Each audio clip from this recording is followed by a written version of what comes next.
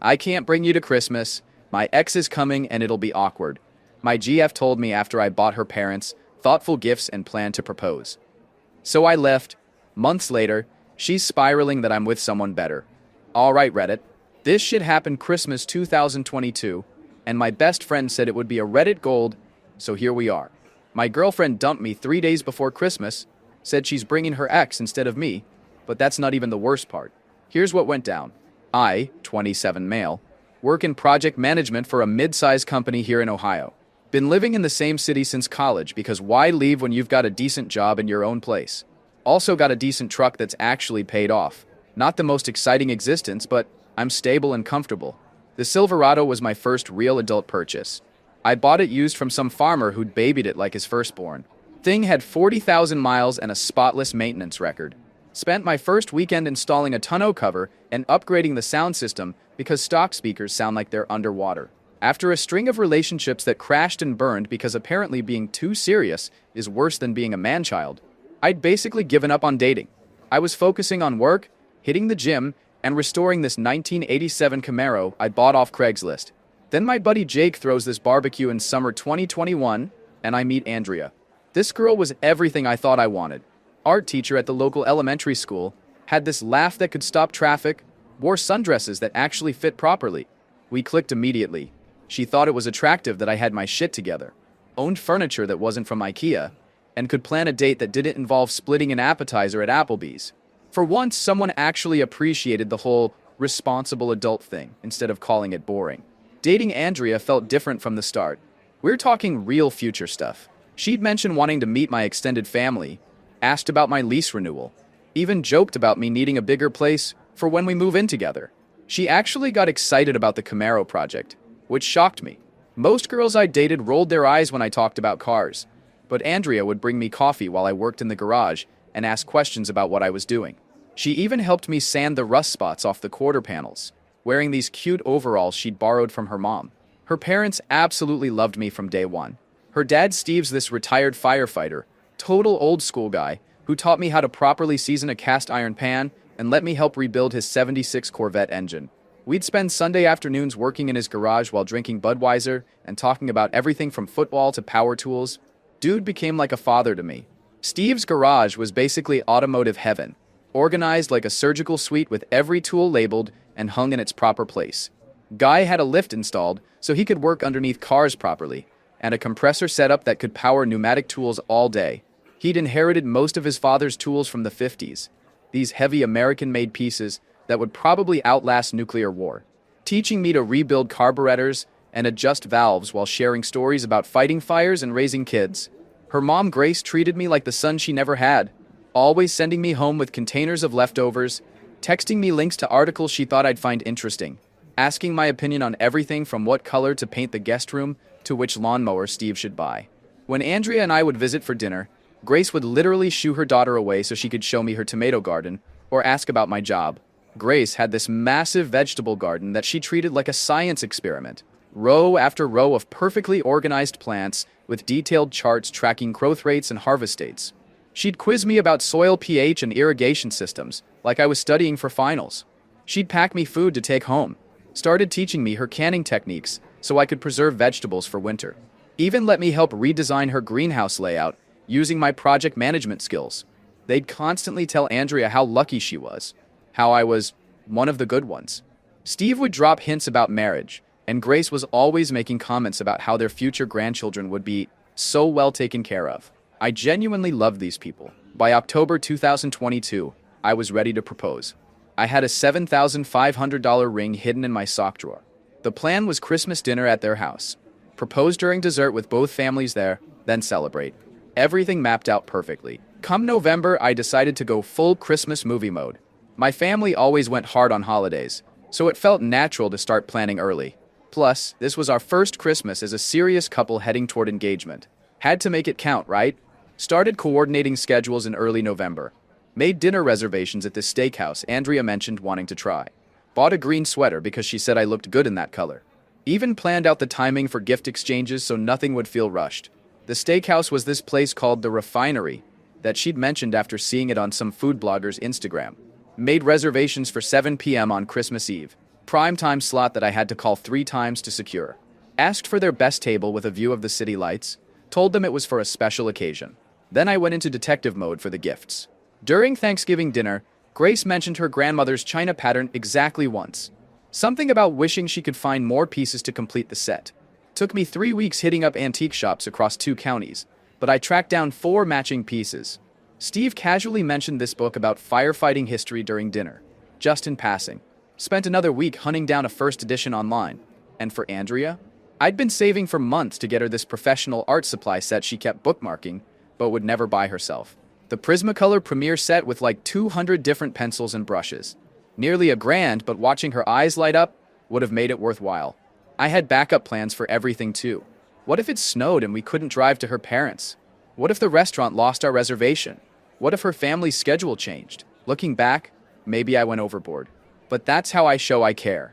I pay attention to details, I remember stuff, I plan ahead so nothing goes wrong. Early December. That's when the wheels started coming off. The first red flag came in early December when I showed Andrea the china pieces I'd found for her mom.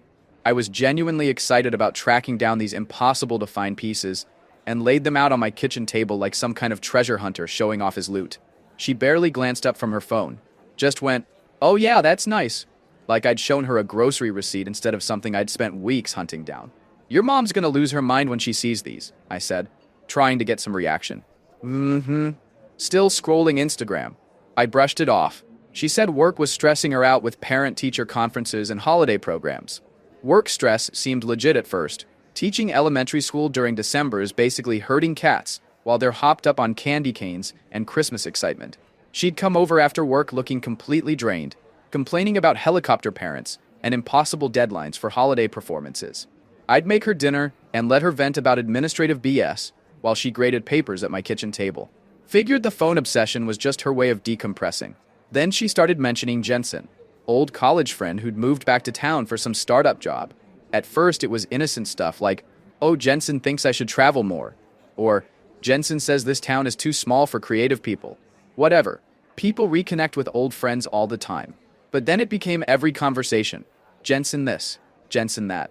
Jensen thinks I should take more risks with my art. Jensen says small towns are dream killers. Jensen has all these crazy stories from living in Chicago. Dude apparently worked for some pretentious coffee company that sold artisanal blends to hipster cafes. The kind of dude who probably had strong opinions about pour-over techniques and owned more flannel shirts than a lumberjack. Andrea kept talking about his creative energy and how he traveled to like 6 countries before turning 30. Started making comments about how she'd never been anywhere outside Ohio. I'm not usually the jealous type, but something felt off. She'd be on her phone constantly during dinner, giving me these vague answers when I asked about her day. Started saying she was hanging out with friends, instead of being specific about who or where. When I tried to confirm our Christmas dinner reservations on December 15th, she hit me with, "Maybe we should keep things flexible this year." Flexible how? Just not so structured. More spontaneous. Red flags everywhere. But I figured she was just stressed about the holidays. Boy, was I wrong. December 22nd. The atomic bomb. It's 3 days before Christmas, and I'm in my living room doing final gift wrap. Got everything organized by family member, like some kind of Christmas logistics coordinator. Her parents' gifts in one pile, my family's in another, hers front and center. That's when she walks in with this look on her face. The "we need to talk" face that means someone's about to drop a bomb. "Sam, we need to talk." I'm thinking maybe she wants to adjust the schedule or something. Maybe leave an hour earlier. Maybe switch the gift exchange order. Nope. She sits down on my couch and drops this. "I'm bringing Jensen to Christmas dinner instead of you." I literally stopped mid-rap. The ribbon fell out of my hands like in some cheesy rom-com. Had to ask her to repeat it because my brain couldn't process what she just said. "What did you just say?" "I know this is terrible timing, but Jensen and I have been talking and..." She takes this shaky breath. "God, I don't know how to say this without sounding awful." "Well, you're off to a great start. Try anyway." Things between us have felt so structured, like we're following some predetermined blueprint instead of just living. With Jensen, everything feels more natural, more alive. I set down the gift I was wrapping. Ironically, it was hers. 3 days before Christmas. After I've been planning this for months? I know it's cruel timing. I've been trying to find the right moment to tell you, but there never was one. Her voice cracks like she's the victim here. You put so much thought into everything. The gifts, the reservations, the way you remember every little thing my family says. It should make me feel loved, but instead it makes me feel trapped. Trapped by someone caring about you, trapped by someone planning out every moment of our future before I've even decided what I want it to look like. She's tearing up now, but pushing through it like she's delivering some rehearsed speech. Jensen doesn't do that. He lives in the moment. He makes me feel like I can breathe. That's when she drops the real nuke. And honestly, I saw the ring box in your drawer last week. I know what you're planning for Christmas dinner. I froze. You went through my stuff? I was looking for a phone charger and I saw it. Sam, I'm only 25. I'm way too young to get engaged. Can you imagine how awkward it would have been if I had to reject you in front of both families at dinner?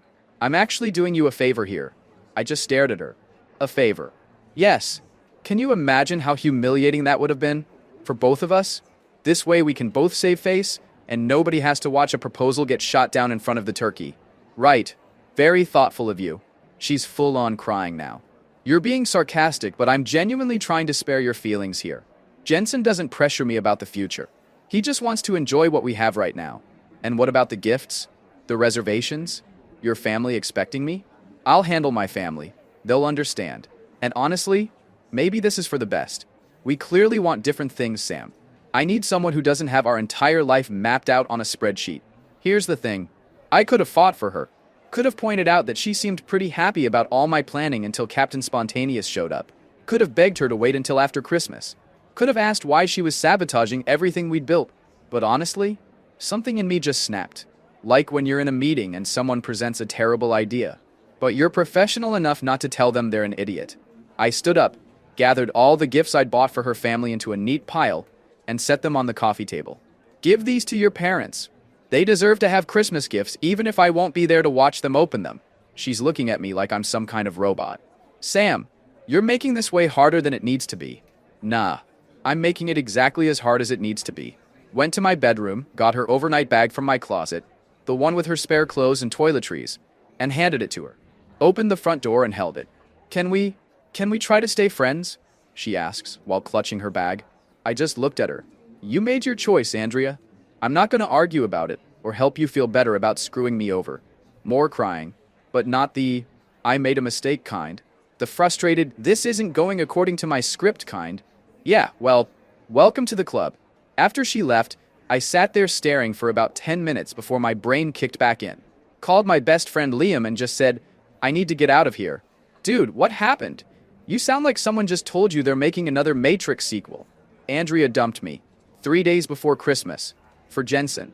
Dead silence. Then, the college douchebag with the man bun who works at that pretentious coffee startup? Are you absolutely kidding me right now? 20 minutes later, I'm at Liam's apartment with an overnight bag. Guy's got his gaming setup ready and a cooler full of Mountain Dew, like he's preparing for some kind of breakup war room operation. Christmas at Liam's better than expected. So let me get this straight, Liam says while booting up Call of Duty. Princess Spontaneous couldn't handle dating an actual adult, so she traded you for Walmart Ryan Gosling?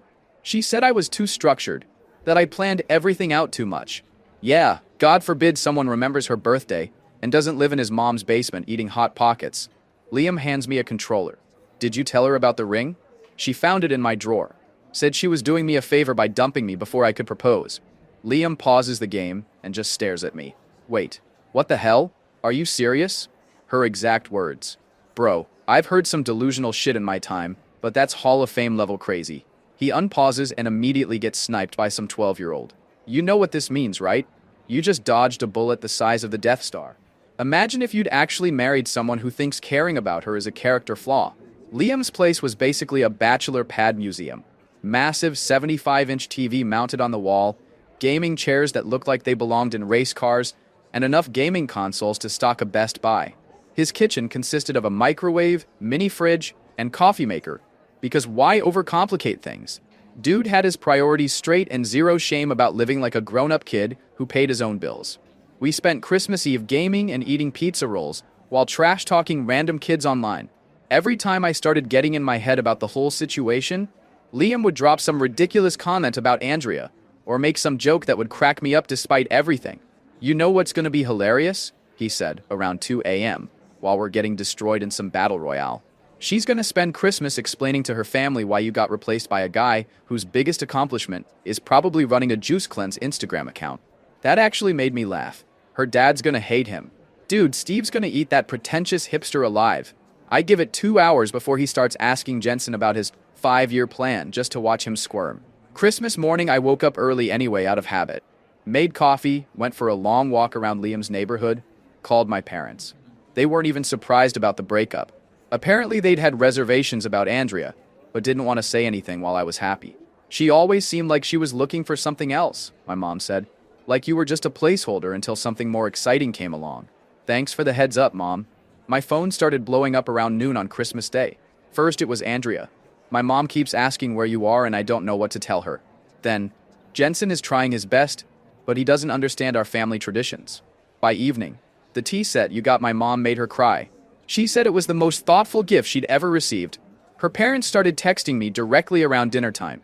Steve, Sam, Grace and I are furious with Andrea for what she did to you. You didn't deserve this garbage. The gifts you got us are incredible and we're heartbroken you're not here. You'll always be family to us. Grace sent me a whole paragraph. Sweetheart, I don't understand what got into our daughter. You're family to us and always will be. This Jensen boy is rude and arrogant, and we told Andrea exactly how we feel about this whole situation. We love you and we're so sorry. They even sent me pictures of Grace using the tea set and Steve reading his book, clearly trying to show Andrea what she'd thrown away. Steve's follow-up text included a photo of him giving Jensen the stink eye across the dinner table, while the dude tried to explain why he didn't eat meat. Apparently, Captain Spontaneous was also Captain Vegan, which went over about as well as you'd expect with a retired firefighter who considered a meal incomplete without at least 2 different kinds of protein. The final text of the night was from Andrea again. I think I might have made a mistake. Can we please talk after the holidays? I read every message, started typing responses to all of them, deleted everything, put my phone on airplane mode. She made her choice and I wasn't about to help her feel better about it. 2 weeks later, she called me around 11 p.m. on a Tuesday, voice all raw and desperate like she'd been crying for hours. Sam, I need to talk to you. Jensen. Jensen left. Okay. That's it? Just okay? What do you want me to say, Andrea? He said he was just having fun over the holidays and didn't want anything serious. He's going back to Chicago. Her voice cracks. I threw away everything we had for someone who was just messing around, shocking absolutely no one except you. Please don't be cruel. I'm falling apart here and you're just cold. What did you expect? You chose the guy who lives in the moment over the guy who planned ahead. Turns out living in the moment means he wasn't planning to stick around. Apparently, Jensen had been pretty upfront about his intentions, if she'd bothered to listen. Dude was in town for exactly 6 weeks to help launch some pop-up coffee concept, then heading back to his real life in Chicago. Never had any intention of staying or building anything permanent. She kept calling for weeks after that, left voicemails that got increasingly desperate and pathetic. Her friends started hitting me up too, like some kind of intervention squad. First, Jessica. Andrea's really struggling and she misses you so much. She knows she made a huge mistake, and she's learned from it. Then Madison. She's been crying every day since New Year's. Can't you just talk to her? She really needs closure. You're being so cruel and unreasonable. Meanwhile, Liam's sending me screenshots of her Instagram posts with commentary like, damn, someone discovered the deep quotes section on Pinterest, and, is this the same chick who said you were suffocating her? Because she's looking pretty suffocated by her own drama right now. Her social media became this cringe fest of sad quotes about realizing what you had when it's gone, and pictures of herself looking all contemplative in coffee shops. Classic pick-me energy that had me and Liam cracking up. The best part? Liam actually commented on one of her feeling lost and alone in this big world posts, with maybe try a GPS and a dating app. I nearly choked on my drink when I saw that. By March, the calls finally stopped. Heard through mutual friends that she'd moved back in with her parents and started therapy. Honestly, good for her. Hope she figured out whatever was broken inside that made her blow up her life. Meanwhile, I threw myself into actually living, instead of just planning to live. Started taking photography classes on weekends, which led to solo trips around Ohio, hitting up state parks and small towns. Started hitting the gym more often. The photography classes were at this community college downtown, taught by this old-school photographer who'd worked for newspapers back when that was still a real job. Learned to shoot manual mode on my grandfather's ancient Nikon that had been collecting dust in my closet. Started documenting the Camaro restoration process, which turned into this whole portfolio about American muscle cars and working-class pride. Even had a few prints selected for a local art show. Work was going great too. My project management skills, which Andrea found suffocating, were getting me promoted. Turns out being organized and thinking ahead were actually valuable traits in the real world. The promotion came with a nice bump in salary and my own office with actual windows. Started leading bigger projects, coordinating subcontractors for commercial developments, managing timelines for entire shopping centers. But the real win? I finally pulled the trigger on something I'd been wanting for years. Bought a 2018 Harley Sportster. Thing was a bit beat up but had good bones. Spent my weekends in Liam's garage tearing it down and rebuilding it piece by piece. You know what they call a motorcycle that won't start? Liam said one Saturday while I'm rebuilding the carburetor. A really expensive paperweight with trust issues. Kinda like my dating life, but louder. Liam with his lame jokes. There's something therapeutic about working with your hands, you know? Plus, every time I fired up that engine, I felt like I was reclaiming something Andrea had tried to take from me. The confidence to be myself. Started hanging out with the boys way more often too. We'd hit up this sports bar downtown, play pool, and watch March Madness. It felt good to just be around people who didn't overthink everything or analyze my personality for character flaws. That's when I met Celeste through this hiking group I'd joined. Complete opposite of Andrea in every way that mattered. Where Andrea was impulsive and flighty, Celeste was thoughtful and grounded. Where Andrea was always looking for the next adventure, Celeste appreciated building something solid. Most importantly, she actually liked the stuff about me that Andrea found overwhelming. I love how you remember things, she told me when we were planning our third date. It makes me feel like I actually matter to you. Celeste is the kind of person who chose a career based on actually helping people, instead of chasing some abstract creative fulfillment. She'd grown up on a farm outside Columbus, knew how to fix things when they broke, and understood the value of hard work and planning ahead. The girl could back up a truck, change a tire, and cook a meal that didn't come from a box. Plus, she thought the Harley was badass and wanted to learn to ride. Our first Christmas together, she was genuinely excited about doing it right. I want to meet your family, and I want you to meet mine, she said, while we were picking out a tree. My family does everything last minute, and I've always wanted to experience what it's like when someone actually plans ahead. Are you sure? I tend to go overboard with holiday planning. She laughed and kissed me. Promise me you will. We're at Target buying decorations when my phone buzzes. Text from an unknown number. Hey, it's Andrea. I know it's been a while, but I wanted to reach out. I'm doing much better now, and I was hoping we could talk. Maybe grab coffee and catch up? Showed Celeste the message. She reads it and asks, do you want to respond? Thought about it for exactly 2 seconds. Nope. Deleted it and went back to debating between silver and gold garland. Good choice, Celeste said. The gold will look better with your couch anyway. Then came the holiday party ambush. Our mutual friend Jake throws this holiday party every year at his place. Celeste and I show up fashionably late. I'm feeling good about life. And then I see her across the room. Andrea's standing by the punch bowl looking smaller than I remembered, checking her phone every 30 seconds like she's waiting for an Uber. Celeste spots her immediately. Is that her? Yep. And she looks about as lost as I expected. I'm talking to Jake about his new job when I feel someone approach from behind. Turn around and there's Andrea with this forced smile, holding her drink like a shield. Sam, I didn't know you'd be here tonight. You look really good. Healthy. I put my arm around Celeste's waist. Hey, Andrea. This is Celeste, my girlfriend. Celeste immediately extends her hand with a genuine smile. Celeste, I know Sam mentioned you two had history. It's nice to meet you. I watch Andrea completely ignore Celeste's outstretched hand and look her up and down. Right. Celeste. The way she says it sounds like she's tasting something bitter. I've been thinking about us lately, Andrea says, voice getting tight while still pretending Celeste doesn't exist. About what we had together. All those plans we made. That was a long time ago, Andrea. I've moved on. But don't you miss it? The way we used to be? The way you used to plan everything for us? She's looking directly at me, completely cutting Celeste out of the conversation like she's invisible. Celeste jumps in, clearly proud. Oh, Sam's been amazing. He's working with my mom to perfect her grandmother's prime rib recipe for Christmas dinner. And he found the most incredible gifts for my nieces and nephews. I honestly don't know how he keeps track of what they all love, but it's one of the things I adore about him. Andrea's face goes through about 5 different emotions. Surprise, anger, jealousy, rage, before settling on pure venom. How nice for you, she says to Celeste with this fake sweet voice. It's so easy to appreciate someone when you haven't had to deal with their obsessive need to control everything yet. Give it time. Excuse me? Celeste says, stepping forward. Please, Andrea says, composure completely cracking as she turns back to me. Can we just talk privately? Without her? No, I interrupted. Have a good time, Andrea. You can't be serious right now. You're really going to choose her over what we had? I already did, 13 months ago, when you made the choice for me. But I know now that I made a mistake. I was young and scared and stupid. Her voice is getting louder and more desperate, heads starting to turn.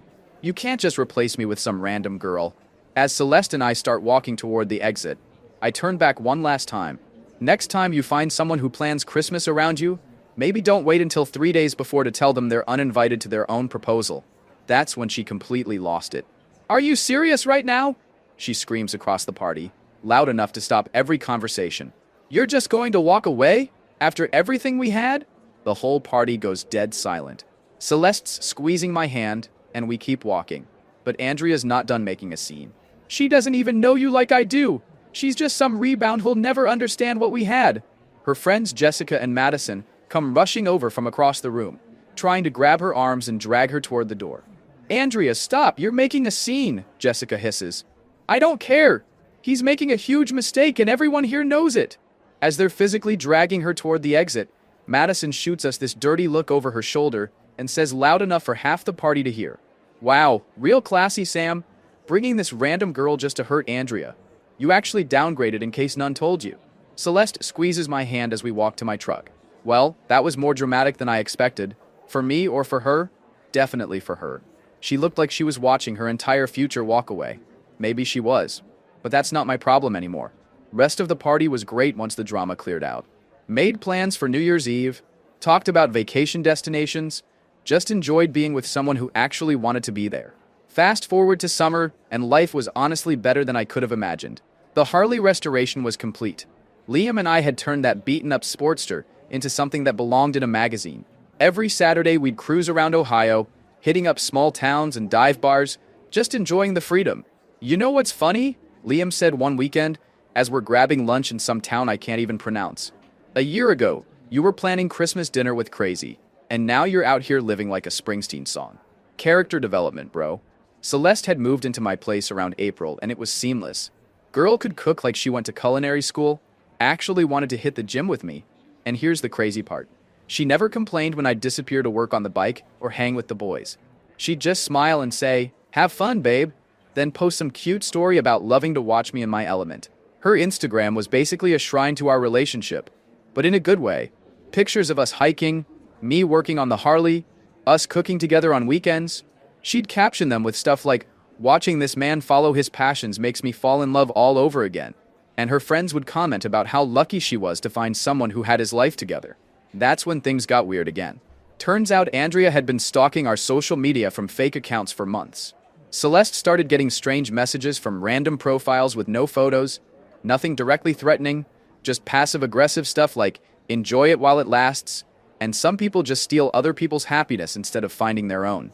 The fake accounts were amateur hour, obviously created just to spy on us. One account messaged Celeste pretending to be concerned about my history with commitment issues, and suggesting she ask Sam about what really happened with his ex. Celeste screenshotted everything and showed me, laughing about how pathetic the whole thing was. Then, Andrea escalated to real-world crazy.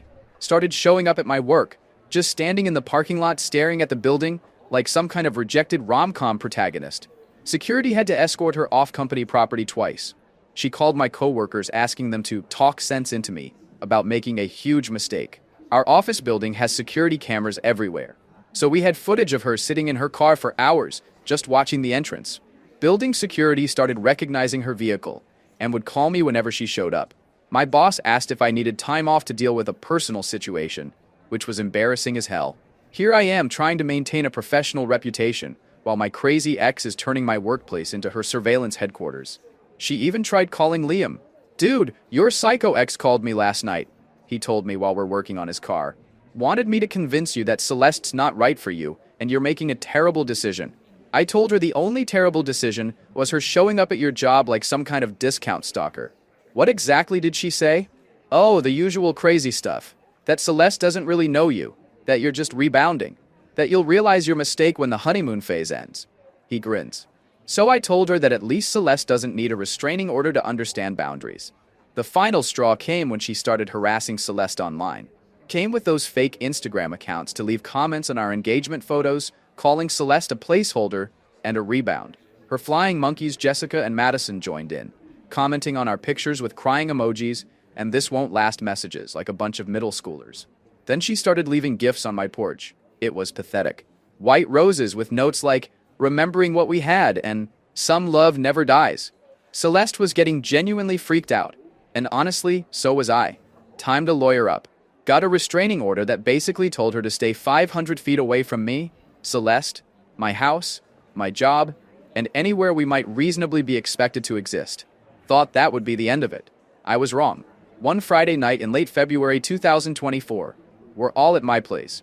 Me, Celeste, and Liam having an epic Mario Kart tournament. Celeste's absolutely destroying us and talking trash like she was born for competitive gaming. That's when we hear the pounding on my front door. "Sam, I know you're in there." Andrea, drunk as hell from the sound of it. "Celeste's not better than me. You're making the biggest mistake of your life." I'm reaching for my phone to call the cops when Liam grabs my intercom system. "Hold up. Let me handle this. I've been waiting for this moment." He keys the intercom. "Yo, Andrea. It's Liam. Remember me? Your ex's best friend who warned him about you from day one? Liam, get Sam out here right now." "Nah, Sam's busy being happy. But hey, thanks for proving my point about you being completely unhinged. I'm not leaving until he talks to me." "Cool. Well, the cops should be here in about 5 minutes, so you might want to work on your cardio. Unless orange jumpsuits are your thing." Celeste is filming the whole exchange on her phone, partly for evidence and partly because Liam's roasting session is absolutely legendary. "Oh, and Andrea," Liam continues, clearly enjoying himself. "Next time you want to drunk dial someone at midnight, maybe try ordering pizza instead. At least then someone would actually want to deliver to your address." By the time the police showed up, she was sitting on my porch steps, sobbing and rambling incoherently about how she just wanted to talk and explain everything. They arrested her for violating the restraining order, public intoxication, and disturbing the peace. As they're loading her into the cruiser, she's screaming about how Celeste stole her life and how I used to be different. The neighbors are all outside watching this train wreck unfold like it's dinner theater. Liam looks at us as the police car drives away and says, "Well, that was loud. Anyone wants pizza?" Never heard from her again after that night. Heard through the grapevine she moved to Portland and started fresh somewhere else. Hope she figured out whatever was broken inside that made her think destroying someone else's happiness would fix her own problems. Celeste and I are getting married this coming summer. Already proposed with the same ring I bought for Andrea, but this time it's for someone who actually deserved it. Liam's my best man, and his speech will probably include a 5-minute roast of my questionable taste in ex-girlfriends. That'll have the entire wedding cracking up. My restored Harley will be our getaway vehicle. Celeste in her wedding dress riding behind me on a motorcycle will probably be the coolest moment of my existence. Sometimes the best revenge isn't revenge at all. It's just living well and finding someone who appreciates the same things about you.